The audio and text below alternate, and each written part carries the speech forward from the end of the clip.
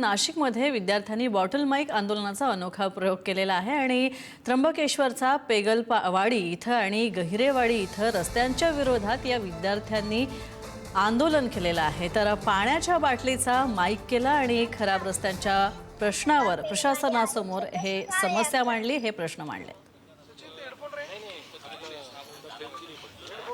माझं नाव आदित्य गोयरे। दीदी थोडी रस्त्यावर माहिती सांग। माझं नाव स्मिता शीत। आमचं छोटंसं गाव आहे पेगलवाडी। खड्ड्यात रस्ता की रस्त्यात खड्डा। आमच्या गावाला कोणी लक्ष पण देत नाही। इकडे कोणीतरी लक्ष द्यायला पाहिजे। हे बघा किती खड्डे झाले इकडे। आम्हाला शाळेत जाताना त्रास होतो। जाताना चिखल मागतो साऱ्या कपड्यांना आणि आम्ही जाताना कधी कधी पडून जातो पाण्यामध्ये, चिखलामध्ये आणि जाताना कधी कधी आम्हाला जायला रस्ता पण नाही। इथं रस्ता व्हायला पाहिजे।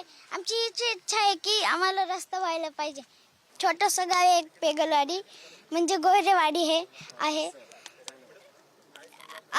रस्त्यात खड्डा की खड्ड्यात रस्ता। आमच्या गावाला बघा किती खड्डे झाले। आमच्या गावाला कोणी लक्ष पण देत नाही। इकडे कोणी लक्ष द्यायला पाहिजे।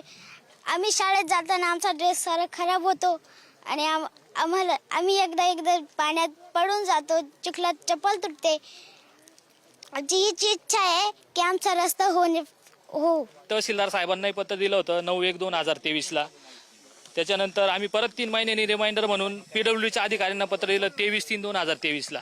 पण ह्या रस्त्याच्या बाबतीत कुठली सुधारणा झालेली नाही।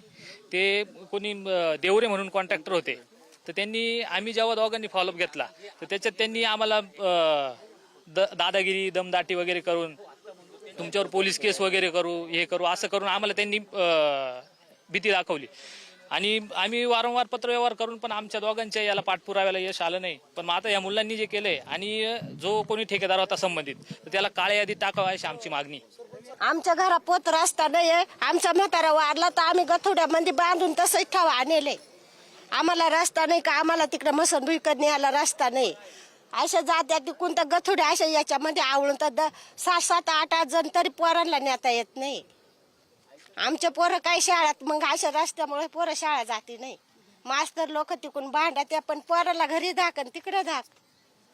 तुम्ही तिथं जा, पाण्याला जर गेलं तर हंडे घेऊन बाया पडत आहेत। रस्ता नसल्यामुळे पोरं एकदम रस्त्यामध्ये पडल्यामुळे मग सर लोक पोरं घरी आले का परत आम्ही त्यांना समजा गागत राहतोय, पण मग शाळेमध्ये त्यांचे गैरहजर असल्यामुळे शिक्षक लोक त्यांना भांडत राहते।